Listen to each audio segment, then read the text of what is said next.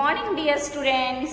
Now today I am going to start a new chapter, Understanding Elementary Shape, Chapter 5. Let's start exercise 5.1. I read question number 3. All of you open your book. Look at your book, page number page number 88. Draw any line segment, say AB. Take any point C lying in between A and B. Measure the lengths of AB, BC and AC. Is AB is equals to AC plus CB? Now children, first of all, we draw a line segment AB. We take any measurement. Here we draw the line segment of 7 cm. That is AB, we take 7 cm. Now we take C, any point on this line segment AB. That is C, we take any point on the line segment AB. Now we measure the line segment AC, that is equals to 3 cm. Now measure this line segment CB and declare that is 4 cm. So we write BC is equals to 4 cm and AC is equals to 3 cm. Now the whole line segment, that is AB is equals to AC plus BC, or you can say CB. Okay. Now 3 plus 4 cm, that is equals to 7 cm. So we prove that AB is equals to AC plus BC. So we say yes, AB is equals to AC plus BC. We can prove in this way. You can take any measurement AB, you can take 6 cm, 5, whatever you want, you take it that measurement. Okay.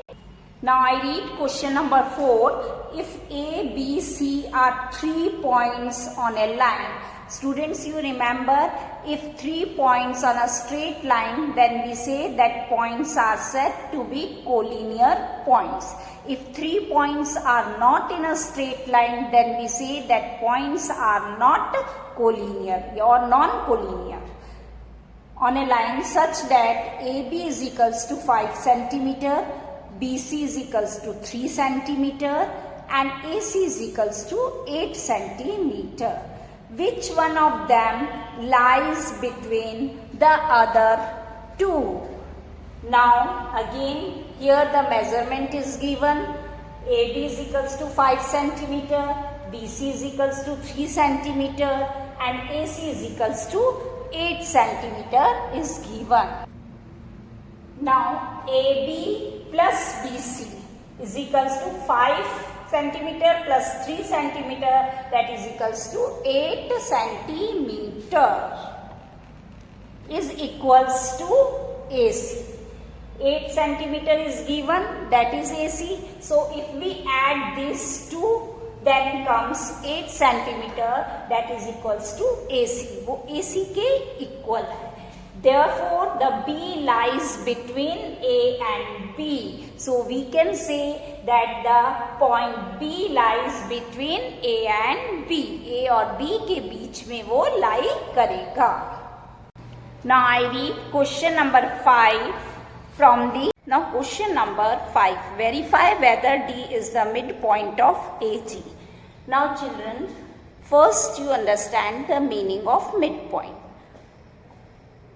First we take a line of 4 cm. Clear? The midpoint, how we can understand this? By this example you can understand it. the midpoint. What is the meaning of midpoint?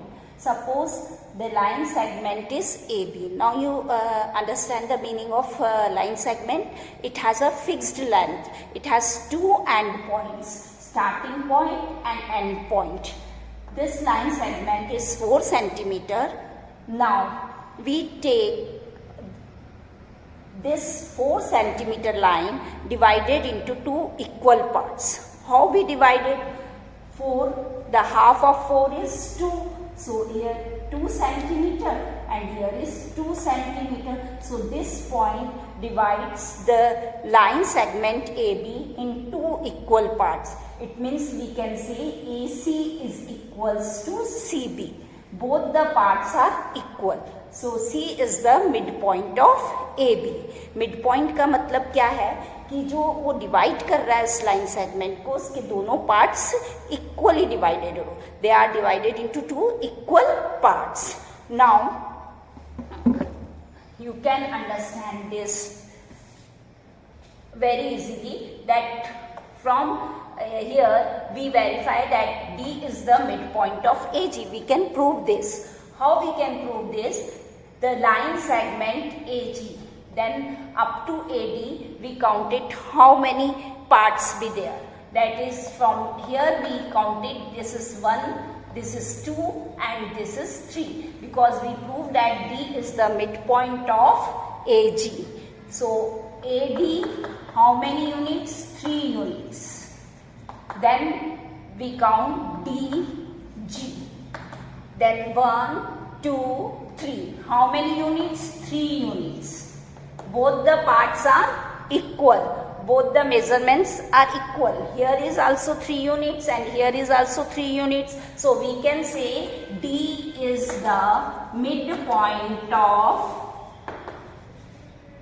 AG, because AD is equals to DG. That's why we can say D is the midpoint of AG. Now question number 6. If B is the midpoint of AC and C is the midpoint of BD, where A, B, C, D lie on a straight line, say YAB is equals to CD. Suppose we draw a line. Here we take the point A, B, C, D, and B is the midpoint of AC. We take the point B here because our statement says that B is the midpoint of AC. AC का midpoint B है. That's why we take the point here. It means these two parts are equal. AB is equals to BC. According to our statement, we can say the B is the midpoint of AC. That's why we can say AB is equals to BC. Now the next in our question says that C is the midpoint of BD. So C is taken in between BD. C is the midpoint of BD. So we can say BC is equals to CD. BC is equals to CD because C is the midpoint of BD. Now I give the example so you can understand. Now children, here B is the midpoint of AC. So if we take this as the 2 centimeter, suppose AB is equals to 2 centimeter. So this is also 2 centimeter. And BC is taken 2 centimeter. If the BC is 2 centimeter, then it's equals to CD. So this is also 2 centimeter. So we can say AB is equals to CD because AB is equals to BC. B is the midpoint of AC and BC is equals to CD. C is the midpoint of BD. So we can say AB is equals to CD. Now this is your homework. Solve question number 7 in your notebook. Now I read question number 1. What is the disadvantage in comparing line segments by mere observation? Here the disadvantages for comparing the line segment by mere observation. Students, when you measure a line segment with the help of a ruler, then sometimes we cannot measure accurately, because if the line segment, for example, line segment of 4 centimeter and another line segment we take 4.1 centimeter. When we see by our eyes, then we think that both the lines are equal. हमें कैसे दिखेंगी ये दोनों? Equal नजर आएंगी हमारी. जब हम अपनी आईज से देखेंगे, then we can say both the line segments are equal. That line, a 0.1 difference is a new difference, so we cannot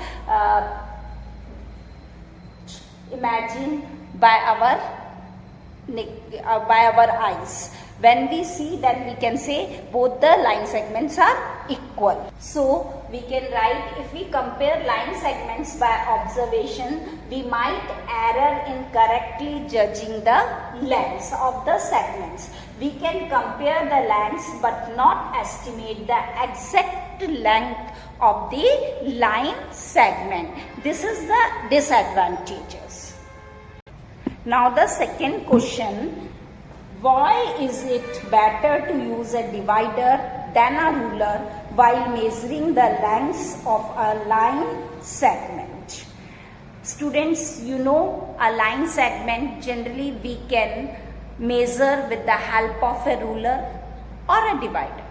So divider is more accurate than we can measure with the help of a ruler. Why? Because if the better to use a divider than a ruler while measuring the length of a line segment, because we get an exact reading and changes of error is extremely small. When we measure with the help of a ruler, some mistakes be there. But with the help of a divider, this is the divider,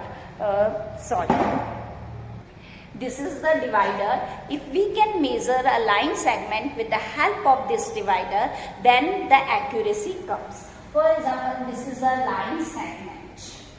Clear? If we measure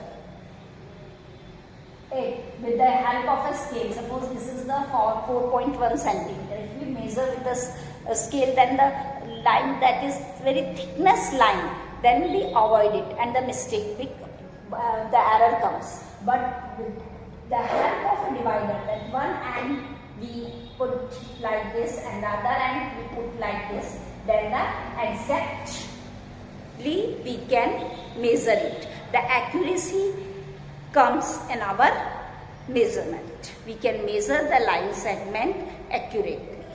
Clear? Now both the questions you can understood how we write the answer of these two questions.